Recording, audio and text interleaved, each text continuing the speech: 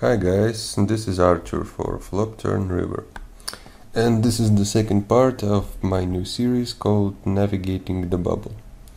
Like always, I'll be discussing free hands with detailed street-by-street analysis. I'll probably continue this series for at least a few more parts, since there are quite a lot of interesting bubble hands that I found in my hand histories. And hopefully after this one I'll start doing live sessions for different types of sit and goes, so that will be fun. Oh, and as you may have noticed, I got a new mic, so hopefully now the sound quality will be much better. So let's get going. Now, this is not a particularly interesting hand, but rather a hand about ICM, where players tend to make mistakes. So the hand starts off with me sitting on 6 big blinds in middle position, and another short stacked regular shoves from under the gun. Action folds to me, and now I've got to make a decision. Even though he's a solid regular and he's shoving from under the gun, I think this is an easy call. At this point he only has a little less than 5 big blinds left, and he understands very well that if he doesn't shove here and goes through the blinds one more time without a playable hand, he will have less than 3 big blinds left. Now that doesn't mean that he will shove anything there, but it does mean that he will shove a very wide range, which ace-queen dominates here almost all the time. Some players here might fold, thinking that he might get called and knocked out by someone else.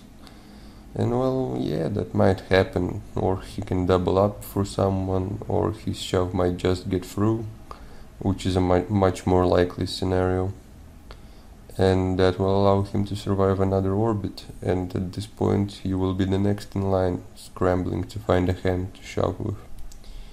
I just don't like to get tangled up in situations like that, and when such a positive EV situation comes up, there is no way you can lay a hand like this down. Another big advantage here is that you have the villain covered, so even if you both get called and both get knocked out, at least you'll get the min cash. So I called him and he managed to suck out on the turn. Either way, I think you'll see much worse hands than king 9 in his shoving range there, so I would probably be calling here with 6s plus and ace 10 plus all day long. Okay, so this is pretty interesting hand where I make a standard open with king jack suited from the cutoff and get flattened by a fishy player in the big blind. All stacks are pretty even and fairly deep for this stage of the tournament, and I flop second pair and the guy checks to me. This is quite a draw heavy board, so I think a continuation bet here is fine. You will get flattened by lots of worse hands as well as weak aces. So I bet just under half pot and he calls. The turn is a blank and he checks to me again. Now if I check here and he does end up having a weak ace and the river breaks again, there's a good chance he'll bet his ace on the river, and it will be very hard for me to fold on a wet board like this.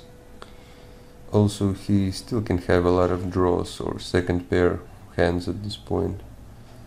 With that in mind, I think that a small bet here is the best way to go. He virtually never check raises his weak aces here, so basically I can get him to check the river for the price of a small bet here, plus I'm getting value from his draws, even though I'm giving him a pretty good price to call here. So I bet less than a third of the pot and he calls again. The river is another brick, and at this point he either has me beat with a weak ace that he is never folding, or I have him beat because he missed all his draws. Either way, there is really no point in betting, so I check the river, and fortunately he did have a flush draw. Okay, so this hand is pretty interesting. So we're on the bubble, and the fish ships his last 3 big blinds. I'm in the small blind with pocket nines. Now the rest of my action will be determined by the guy sitting behind me. He's a fish and he's playing more than half of his hands over a decent sample. Now, if this was a regular behind me, I probably would be a little hesitant to just flat his shove, because there would be a good chance that he will try something cute like jamming with air, since he's got me covered and knows that I won't be able to call unless I have premium pairs. In this situation, however, we got a calling station, so I'm not really worried about him reshoving me. If I flat and if he does also call, that creates a lot of opportunities for me to get extra value from him post-flop. So I flat and he does call behind. The flop is perfect. I flop middle set and the board is pretty wet, so there's a good chance that he also caught a piece of this. Now again, if this was a weak regular, or if this was just a regular behind me, I wouldn't be expecting him to call a bet on the flop with anything but a draw or a king with a good kicker. So I would probably check and give him an opportunity to improve his hand before putting in another bet. But since this is a calling station, I expect him to call me with virtually any piece of this flop. So I put in just under a half pot bet. Unfortunately, he did not have any piece of that and folded. And the original shover also couldn't get lucky. So that's it for part 2. Thanks for watching and good luck.